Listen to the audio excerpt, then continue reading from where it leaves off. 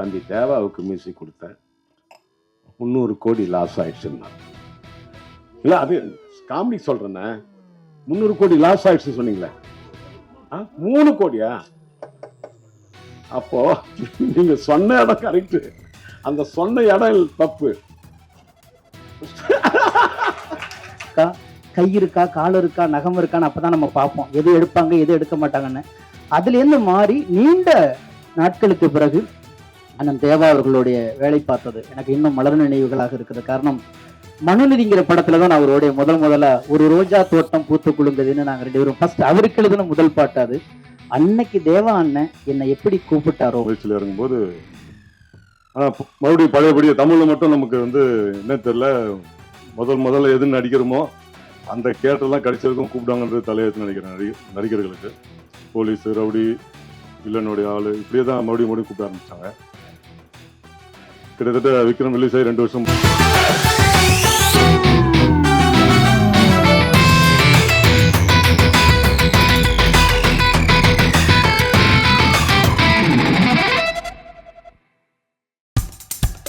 இப்போ நம்ம என்டர்டெயின்மெண்ட் ஆக போகுது பிளஸ். என்னது 5+ OTTs, 800+ blockbuster movies, அதுவும் 1+, 2+, 3+ multi+ languagesலயா? Exclusive movies, brand new web series, இன்ட்ரெஸ்டிங்கான ஷார்ட் மூவிஸ். வாவ், இதுல இவ்ளோ பிளஸ் இருக்கா? இதுல இருக்க ஒரே ஒரு மைனஸ், அதுவும் நமக்கு பிளஸ் தான். மத்த எல்லா OTT-யை விட மைனஸ் பிரைஸ்ல, அதுவும் ஒரு நாளுக்கு ₹1 தான். OTT Plus டவுன்லோட் பண்ணி நான் என் சந்தோஷத்தை பிளஸ் ஆக்கிட்டேன்.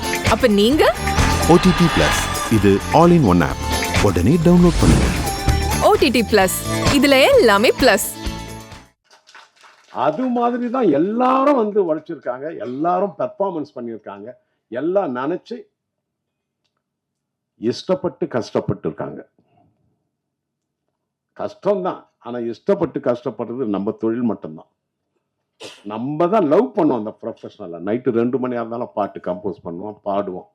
அது போல் இந்த அற்புதமான விழாவுக்கு எல்லோருக்கும் நன்றியை தெரிவித்து, இந்த படம் முதல்ல ராஜன் சார் பேசும்போது ஒன்று சொன்னார், எனக்கு பக்குன்னு ஆயிடுச்சு. நான் என் தம்பி தேவாவுடைய பிள்ளை ஸ்ரீகாந்த் தேவாவுக்கு முதல்ல நான் வாய்ப்பு கொடுத்தேன் பிரபு தேவா படத்தில். அடுத்தது பார்த்திபன் நடித்த படத்தில் தம்பி தேவாவுக்கு மியூசிக் கொடுத்தேன், 300 கோடி லாஸ் ஆயிடுச்சுன்னார். இல்லை அது காமெடி சொல்கிறேண்ணே. 300 கோடி லாஸ் ஆயிடுச்சுன்னு சொன்னீங்களே, 3 கோடியா? அப்போ நீங்க சொன்ன இடம் கரெக்ட், அந்த சொன்ன இடம் தப்பு.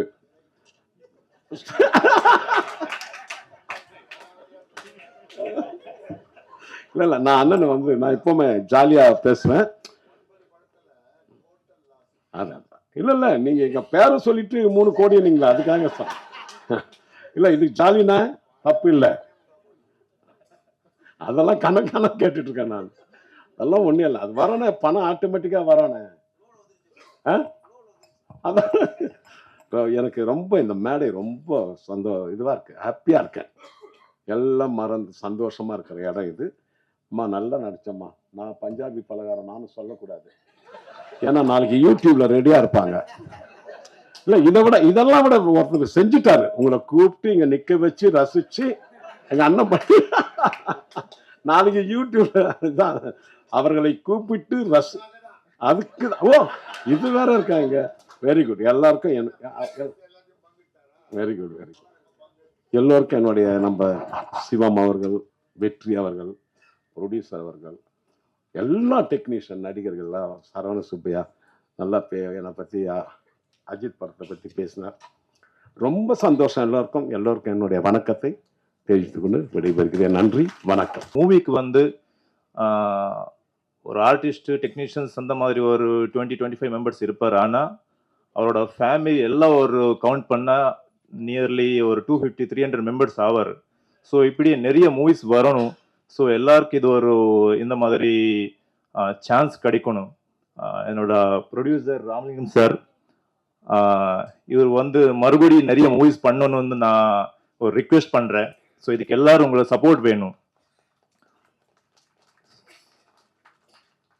ஸோ இந்த ஒரு சான்ஸ் எனக்கு கொடுத்துருக்காங்க. டைரக்டர் சிவம் சார், உங்களுக்கு தேங்க்ஸ் சொல்கிறேன் சார். அப்படியே இந்த ஒரு சான்ஸ்க்காக எனக்கு யாரெல்லாம் சப்போர்ட் பண்ணாரோ அவருக்கு எல்லாருக்கும் தேங்க்ஸ் சொல்கிறேன். வெற்றி சார்,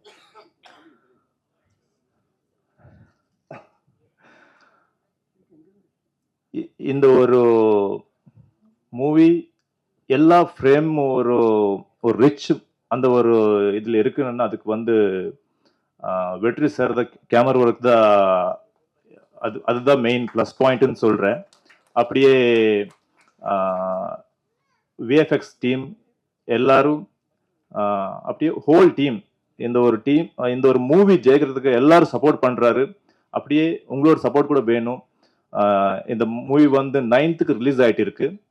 உங்களோட ஃப்ரெண்ட்ஸ் ஃபேமிலி எல்லாரும் வந்து பாருங்க. அப்படியே எல்லாரும் எந்தெந்த இடத்துல ரிலீஸ் ஆக போகிறதோ எல்லா இடத்துல வந்து பார்க்குற சொல்லுங்க.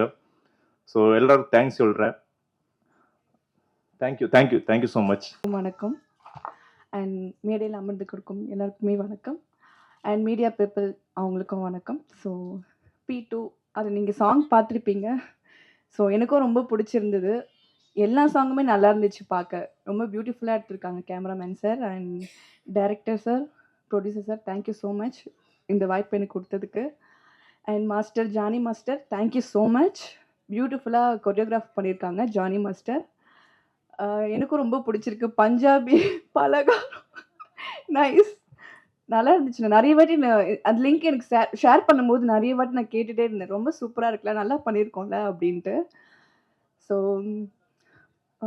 பாலா என்னை இன்வைட் பண்ண, so thank you so much Bala சாருக்கு, PRO. அண்ட் தேவா சார், உங்கள் கூட நான் 2வது சாங் பண்ணியிருக்கேன். ஸோ ரொம்ப பெருமையாக இருக்குது சார். வா வரலாம் வா சாங் நீங்கள் பண்ணியிருந்தீங்க. ஸோ ரொம்ப சந்தோஷமாக இருக்குது. And Snehan sir, thank you. லிரிக்ஸ்லாம் சூப்பராக இருக்குது சார். Yes, thank you. சப்போர்ட் பண்ணுங்க. தேங்க்யூ. அனைவருக்கும் வணக்கம். இந்த விழா எடுத்தோடனே 4th gear 6th gearன்னு போயிட்டே இருக்கு. அதனால வேண்டி நம்ம படத்தை பற்றி பேசலாம்னு நினைக்கிறேன். முதல்ல இந்த படம் வந்து இந்த இடத்துக்கு வந்திருக்கிறதுக்கு நாங்கள் எல்லாருமே சேர்ந்து ராமலிங்கம் சாருக்கு தான் நாங்கள் நன்றி சொல்லணும். காரணம் வந்து சிவம் சாருடைய போராட்டம் மிகப்பெரிய போராட்டம். கிட்டத்தட்ட எனக்கு வந்து ஒரு ஏறத்தாழ ஒரு 6-7 வருடங்களாக தெரியும்னு நினைக்கிறேன். இடையில வந்து ஆக்சிடெண்ட் ஆகி கால் வந்து பிரேக் ஆகி வீட்டில் கட்டு போட்டு தொட்டில் கட்டி படுத்திருப்பார். அப்போ கூட அந்த வீடியோ, ஒரு செல்ஃபி வீடியோ எடுத்து அனுப்புவார். எப்படியா படம் பண்ணி என்ன சார்பார். அவர் எந்திரிச்சு நடக்கவே முடியாத ஒரு சூழலில் கூட அவ்வளோ தவிப்பில் அவருடைய தேடுதல் மிகப்பெரிய தேடுதல். அதுக்கு வந்து ஒரு பெரிய பக்கபலமாக இருந்தது கேமராமேன் வெற்றி சார். அதில் வந்து மறுக்கவே முடியாது. நான் இருவரும் வந்து அந்த அளவுக்கு போராடி இருக்காங்க. அவங்களுடைய போராட்டத்துக்கு ஒரு களம் அமைத்து கொடுத்த தயாரிப்பாளர் ராமலிங்கம் சாருக்கு தான் இந்த நேரத்தில் வந்து டீம் சார்பாக மீண்டும் ஒரு நன்றி தெரிவித்துக் கொள்கிறோம். இப்போ இதில் இந்த படத்தில் எனக்கு ஒரு பெரிய சந்தோஷமே எல்லாமே நட்புகள். இங்கே வேலை பார்த்த எல்லாருமே இங்கே ஆரம்பித்தாங்க. பார்த்தீங்கன்னா எல்லா தொழில்நுட்ப கலைஞர்களும் நடிகர்களும் எல்லாமே நட்புகள். இதில் ரொம்ப நாள் கழித்து என்னுடைய தோழி வந்து அஸ்மிதாவை பார்க்குறேன். இப்போ என்னன்னா கேட்டிங்கன்னா, அவங்க ஃபஸ்ட்டு ஒரு படத்தில் கூட வாய்ப்பு கிடைக்காத போது அவங்க பண்ண போராட்டங்கிறது அவங்கள திசை மாற்றி விட்டுருச்சோன்னு எனக்கு நிறைய வருத்தமெல்லாம் உண்டு. ஏன்னா அற்புதமான ஒரு பர்ஃபார்மர். ஆனால் வந்து அவங்கள வந்து ஒரு கிளாமர் டான்ஸாக வந்து இந்த சினிமா பார்க்கும்போது அவங்களுக்கான களம் அமையுங்கிற நம்பிக்கை எனக்கும் இருக்குது.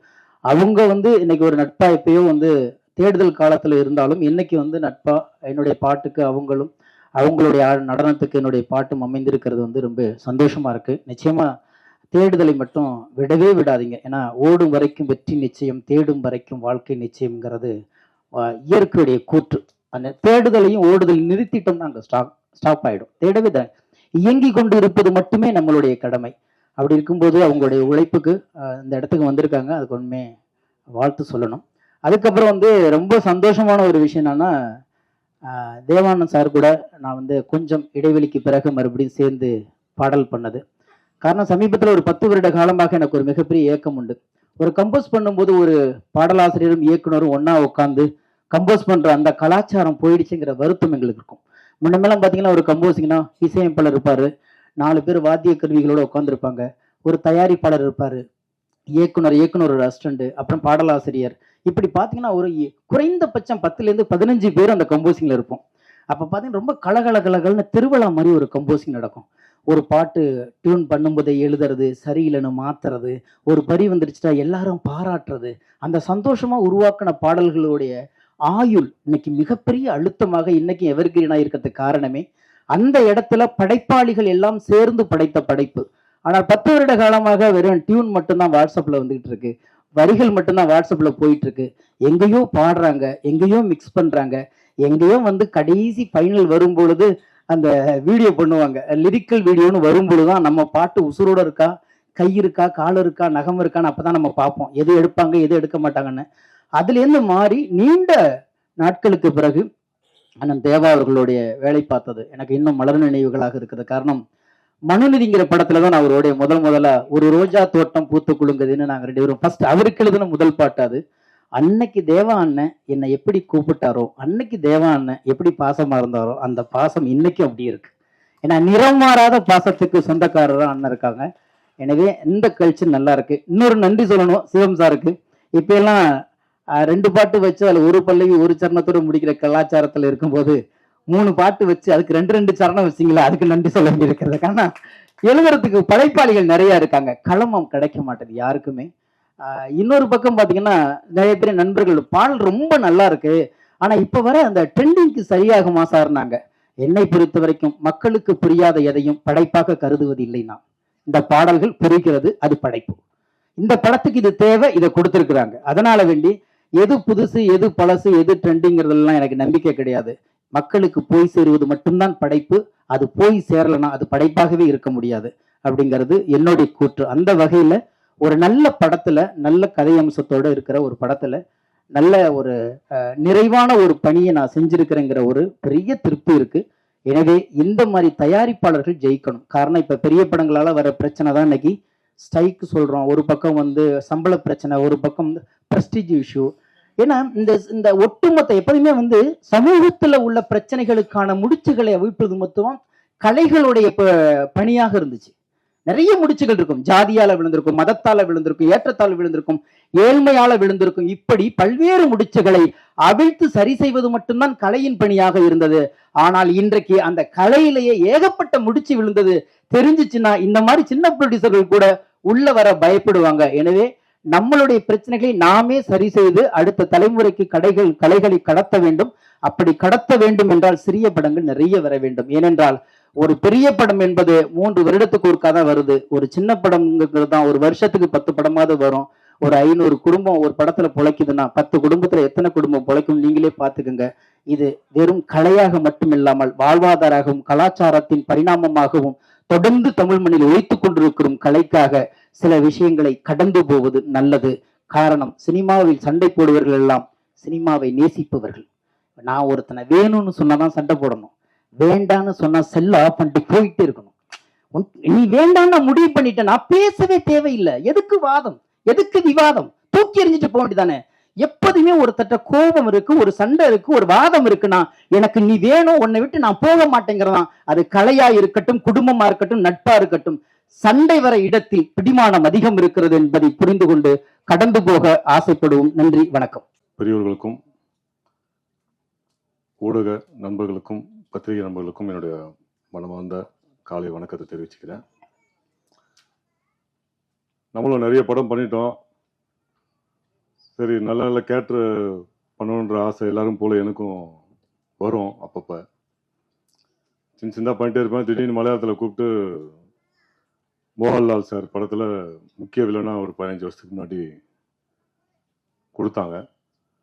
அங்கேருந்து முடிச்சுட்டு சரி நம்ம மலையாளத்திலே பண்ணிட்டோமே, தமிழ்லேயும் வந்து மெயின் எல்லாம் முயற்சி பண்ணுவோம் அப்படின்னு சொல்லி ஒரு 6 மாதம் எந்த படமும் நடிக்காம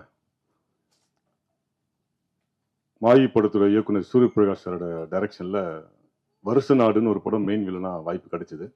நம்ம எது தேடுறோமோ அது முயற்சி பண்ணால் கிடைக்குதுன்றது அப்போ தான் நான் உணர்ந்தேன்.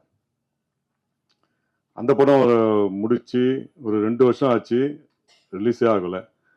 சரி, அது ரிலீஸ் ஆன பிறகு நம்ம வந்து நல்ல நல்ல கேட்டு கிடைக்கும்ன்றதுக்காக வெயிட் பண்ணிட்டு இருந்தேன். அப்புறம் அதை விட்டுட்டு அப்புறம் தான் காஞ்சனாவில் நடித்தேன். மறுபடியும் ஒரு டேக் ஆஃப் ஆச்சு, அப்படியே ஓடிட்டே இருந்தது. பல ஆண்டுகளுக்கு அப்புறம் கிடைக்கிறதெல்லாம் பண்ணிகிட்டே இருக்கும்போது விக்ரம் அப்படின்னு ஒரு படம் வந்தது. அதில் விஜய் சேதுபதி சாருடைய பிரதராக பண்ணேன். அதுக்கப்புறம் பார்த்தீங்கன்னா தெலுங்கு, மலையாளம், கன்னடம் அப்படின்னு முக்கிய வில்லனா, முக்கிய கதாபாத்திரங்களில் பல மொழிகளில் ஏன் ஒரு ஆங்கில படம் கூட எனக்கு வாய்ப்பு கிடைச்சிது. இப்படி பண்ணிட்டு இருக்கும்போது நம்ம தமிழ்லேயும் நம்ம மறுபடியும் ஒரு முக்கிய வில்லனாவோ இல்லாட்டி முக்கிய கதாபாத்திரத்தையோ நடிக்க முயற்சி பண்ணுவோம் அப்படின்னு முயற்சியில் இறங்கும்போது, ஆனால் மறுபடியும் பழையபடியே தமிழில் மட்டும் நமக்கு வந்து என்ன தெரியல, முதல்ல எது நடிக்கிறோமோ அந்த கேரக்டர்லாம் கிடைச்சிருக்கும் கூப்பிடாங்கன்றது தலையெழுத்து நினைக்கிறேன் நடிகர்களுக்கு. போலீஸ், ரவுடி, வில்லனுடைய ஆள் இப்படியே தான் மறுபடியும் கூப்பிட ஆரம்பித்தாங்க.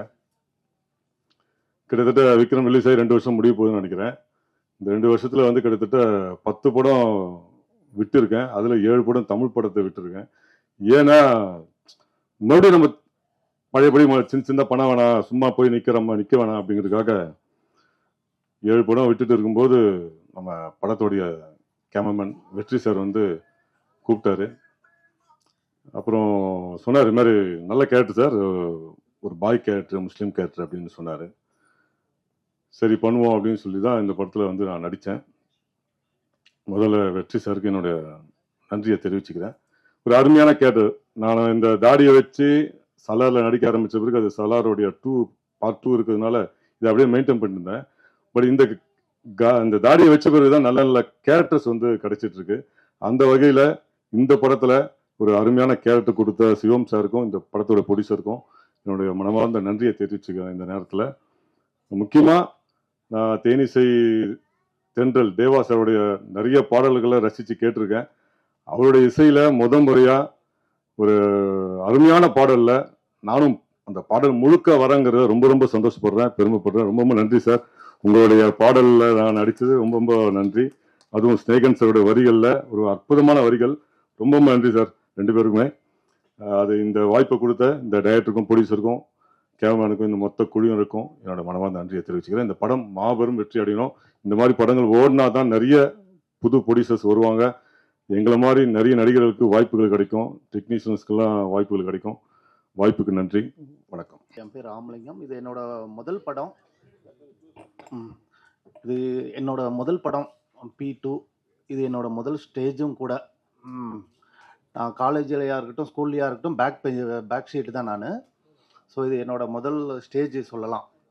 இங்கே வந்திருக்கிற எல்லா பத்திரிகை நண்பர்களுக்கும் ஊடகங்களுக்கும் நன்றியை தெரிவித்துக் கொள்கிறேன். மெயினாக இந்த படம் வந்து சின்ன வயசுலேருந்தே நான் படம் பார்த்துட்டு இருப்பேன். நிறைய படம் எடுக்கணுங்கிறது மோட்டிவ் கொஞ்சமாக வந்துட்டு இருந்து, நம்மளும் ஒரு டைமில் படம் எடுக்க முடியுமா அப்படிங்கிற ஒரு சூழ்நிலை வருமா அப்படின்னு சொல்லிட்டு ரொம்ப காலமாக யோசிச்சுக்கிட்டே இருந்தேன். இது ஒரு நல்ல நட்புகள் மூலியமா இந்த ஒரு படம் எடுக்கிறதுக்கு வாய்ப்பு கிடைச்சிருந்தது. சொந்தங்கள் எல்லாருமே இந்த படம் எப்படி எடுப்பீங்க, அது அனுபவம் இருக்கா அப்படிங்கிற மாதிரி கேட்டுக்கிட்டு இருந்தாங்க. அதனால இனிஷியலாக யார்கிட்டையுமே நான் படம் எடுக்க போகிறேன் அப்படின்னு சொல்லிட்டு நான் ஆரம்பித்ததுக்கப்புறம் ஃபஸ்ட்டு பார்க்கலாம், அதுக்கப்புறம் இன்ஃபார்ம் பண்ணலாமேன்னு சொல்லிட்டு முதல்ல அதை ஆரம்பிச்சிட்டேன். நான் படம் எடுக்க போகிறேன் அப்படின்னு சொல்லிட்டு முதல் படத்துலேயே எனக்கு பெரிய பக்கபலமாக இருந்தது. படம் கண்டிப்பாக சக்ஸஸாக பண்ணிடுவேன் அப்படின்னு சொல்லிட்டு எனக்கு கிடைச்சது தேவா சார். மெயினாக எனக்கு தேவா சார் கிடைச்சது முதல் படத்தில். அப்படின்னோடனே இந்த படம் நான் கண்டிப்பாக படம் எடுத்து முடிச்சிருவேன் அப்படிங்கிற ஒரு பெரிய கான்ஃபிடென்ட் எனக்கு வந்துருக்கு. அதுக்கப்புறம் ஸ்நேகன் சார் நிறைய எங்கள் வீட்டில் என் ஒய்ஃபோடட்டும் ஸ்நேகன் சாருடைய ரொம்ப ஃபேனு. அந்த ஸ்நேகன் சாரும் இந்த படத்தில் ஒரு லைன்லாம் கொடுக்குறாரு அப்படின்னோடனே கண்டிப்பாக அந்த என்னால் சக்ஸஸாக பண்ண முடியும் அப்படிங்கிற ஒரு இது வந்துடுது எனக்கு. அதுக்கப்புறம் எனக்கு ஆனால் அந்த சின்ன வயசுலேருந்து எந்த ஷூட்டிங்க்கும் போய் பார்த்ததில்ல, எதுவுமே பண்ணதில்லை. இந்த படத்தில் எனக்கு வந்து பார்த்திங்கன்னா டைரக்டர் மற்றும் அப்புறம் எனக்கு கேமராமேன் 2 பேரும் பக்கபலமாக இருந்து படத்தை எனக்கு ஒரு கஷ்டமும் இல்லாமல் படத்தை எனக்கு செஞ்சு கொடுத்துருந்தாங்க. எனக்கு ஒரு கஷ்டமுமே கிடையாது. படம் எடுக்கிறதுல போய் எல்லாரும் கேட்பாங்க, எப்படி படத்துலேயே எப்படி ஒரு கஷ்டம், எப்படி நீ எடுப்ப, எப்படி பண்ணுவ, எல்லாத்தையும் எப்படி டேக்கிள் பண்ணுவ, அது நிறைய கொஸ்டின் கேட்பாங்க. இந்த கஷ்டங்கள் எந்த கஷ்டமும் எனக்கு கொடுத்தது கிடையாது. அவங்க சொன்ன டைமுக்கு சொன்ன மாதிரி அழகாக சொன்ன மாதிரி படத்தை கம்ப்ளீட் பண்ணி கொடுத்துருக்காங்க. இந்த படத்தை நல்லா வெற்றி பண்ணுறதுக்கு எல்லாரும் ஒத்துழைக்கணும். நன்றி, வணக்கம். ஊடக நண்பர்கள் அனைவருக்கும் வணக்கம். உங்கள் வருகை தந்திருக்கும் அனைத்து இயக்குநர்களுக்கும் என் மனமார்ந்த நன்றியை தெரிவித்துக் கொள்கிறேன். நேர குறைவாக இருப்பதால் விழாவை சிறப்பித்து முடிக்குமாறும் பணிவன்பு வேண்டுகிறேன்.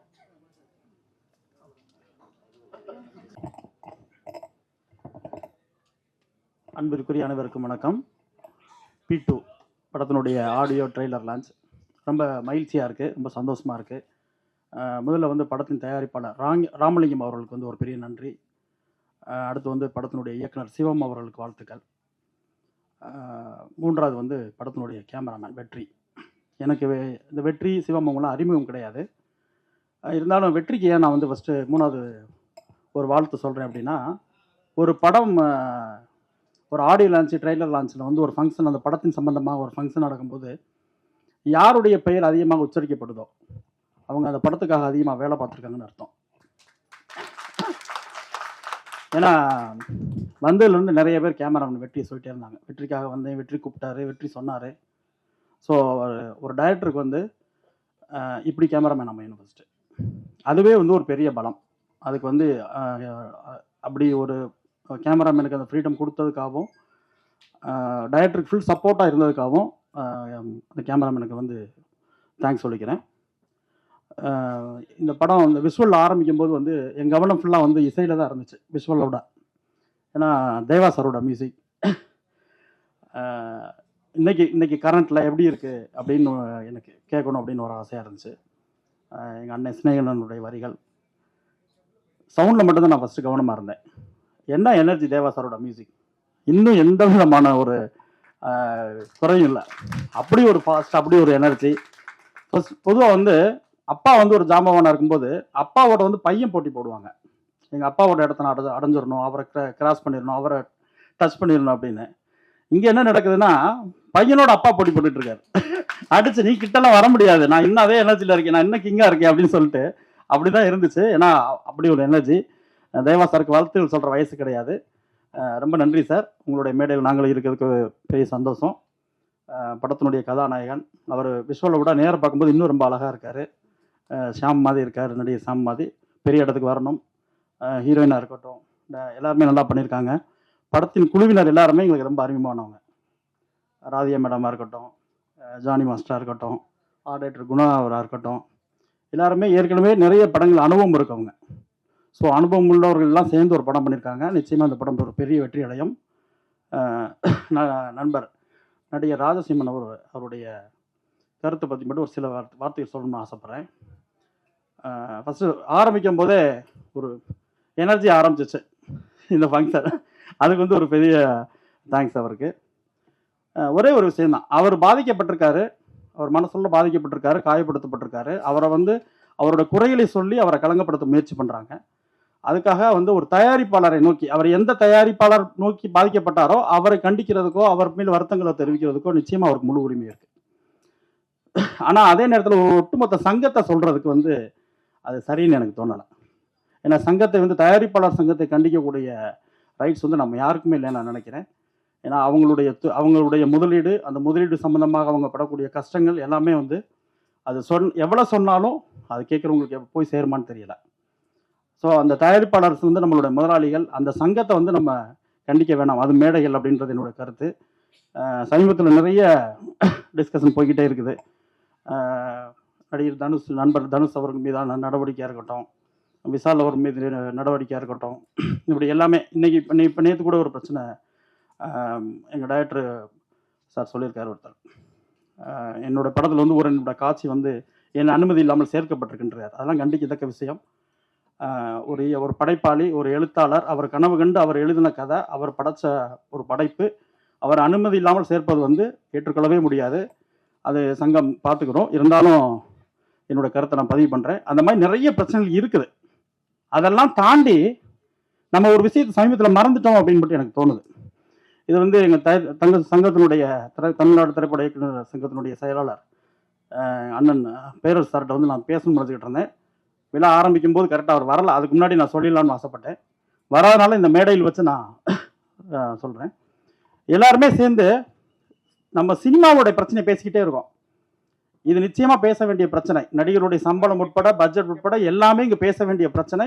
எல்லாமே இங்கே நமக்குள்ளே தீர்த்துக்கிட வேண்டிய விஷயம். ஆனால் இது எல்லாமே நடிகர் தனுஷ் பிரச்சனை உட்பட நம்ம குடும்பத்தின் பிரச்சனை. இதை நம்ம தீர்த்துக்கலாம். ஆனால் இதை தாண்டி தமிழ் ராக்கர்ஸ் அப்படின்னு சொல்லி ஒருத்தர் ஸ்டீபன் அப்படின்னு சொல்லி கடந்த ஒரு வாரத்துக்கு முன்பு கைது செய்யப்பட்டார் கேரளாவில், கொச்சினில். 2011 ஆரம்பித்த அவங்களுடைய ஆதிக்கம், அவங்க பண்ண அட்டுழியம், ஒரு மாஃபியா மாதிரி ஒரு 10-12 பேர் இருந்துக்கிட்டு இந்த தமிழ் சினிமா ஒட்டுமொத்தமாக அழிச்சுக்கிட்டு இருந்தாங்க. 14-15 வருஷமா எத்தனை திரைப்பட தயாரிப்பாளர்கள் நாசமானாங்க, ஒன்றும் இல்லாமல் போனாங்க. அவங்க ஆதிக்கத்தினால், அவங்களோட அட்டுழியினால். அப்படி எத்தனை நடிகர்களுடைய வாழ்க்கை போச்சு, எத்தனை இயக்குனருடைய வாழ்க்கை போச்சு. கத்துனோம், கதறணும், தமிழ் ராக்கர்ஸ் கண்டுபிடிக்கணும், அவங்கள பிடிக்கணும், அது பண்ணணும்னா எல்லாம் பரபரப்பாக இருந்துச்சு, செய்தியாக மட்டுமே இருந்துச்சு. ஆனால் அந்த ஒற்றை மனிதன் அதோட அட்மின் சொல்லி ஒருத்தனை அரெஸ்ட் பண்ணியிருக்காங்க. ஒரு குரல் தமிழ் சினிமாலேருந்து வரல. ஏன்னா இங்கே நம்ம பிரச்சனை பேசிக்கிட்டே இருக்கோம். நம்மளை அழிச்ச ஒருத்தனை பற்றி இது பண்ணியிருக்காங்க. ஒரு கேரளா கவர்மெண்ட் போலீஸ் அரெஸ்ட் பண்ணியிருக்காங்க. நம்ம தமிழ்நாடு அரசுக்கு ஒரு கோரிக்கை வைக்கல, ஒரு கண்டனம் தெரிவிக்கல. ஒரு மாஃபியா நம்ம அதை பேசணும்னு நான் நினைக்கிறேன். ஒவ்வொரு சங்கமும் எங்கள் செயலாளர் அண்ணன் பேரரசு சாருக்கு நான் கோரிக்கை வைக்கிறேன். எங்கள் சங்கம் உட்பட ஒட்டுமொத்த 24 கிராஃப்டும், எங்கள் சங்கத்தினுடைய கௌரவ தலைவர் செல்வமணி சார் இருக்காங்க, அவர் தலைமையில் இயங்கக்கூடிய தொழிலாளர் அமைப்பு இருக்கு, எல்லாரும் சேர்ந்து தயாரிப்பாளர் சங்கம் சேர்ந்து ஒட்டுமொத்தமாக ஒவ்வொரு சங்கமும் தனி தீர்மானம் நிறைவேற்றி அவங்கள குண்டாஸில் போடணும். அவங்களுக்கு தமிழக அரசு, தமிழக போலீஸ் அவங்களை கண்ட்ரோலில் எடுத்து வெளியே வர முடியாத தண்டனை கொடுக்கணும். அவருக்கு பின்னாடி யாரெல்லாம் இருக்காங்கன்னு சொல்லி நம்ம கண்டிக்கணும். யாரையும் வெளியே வரவிடாத அளவுக்கு அவங்கள நம்ம பண்ணி, இதன் பிறகு தமிழ் சினிமாவை அழிப்பதற்காக எந்த ஒரு மாஃபியா கிளம்புனாலும் அவங்களுக்கு அச்சம் தரக்கூடிய அளவுக்கு அந்த தண்டனை இருக்கணும். அப்படி ஒரு அழுத்தத்தை இந்த அரசுக்கு நம்ம கொடுக்கணும் அப்படின்னு நான் ஒரு கோரிக்கை வச்சுக்கிறேன். நன்றி. இப்போ உங்க என்டர்டெயின்மெண்ட் ஆக போகுது plus 5+ OTT 800+ blockbuster movies 1+, 2+, 3+, multi+ languages exclusive movies, brand new web series, interesting ஆன short movies, இப்படி நிறைய பிளஸ். வெயிட் இதுல மைனஸ் ஒரு விஷயமும் இருக்கு. மத்த எல்லா OTTs விட மைனஸ் பிரைஸ்ல ஒரு நாளைக்கு ₹1 மட்டும்தான். உங்க சந்தோஷத்தை பிளஸ் பண்ண போற OTT பிளஸ் இப்ப உங்க கையில. உடனே டவுன்லோட் பண்ணுங்க. OTT Plus இது ஆல் இன் ஒன் ஆப். உடனே டவுன்லோட் பண்ணுங்க. என்டர்டெயின்மெண்ட்டை பிளஸ் பண்ணுங்க OTT பிளஸோட.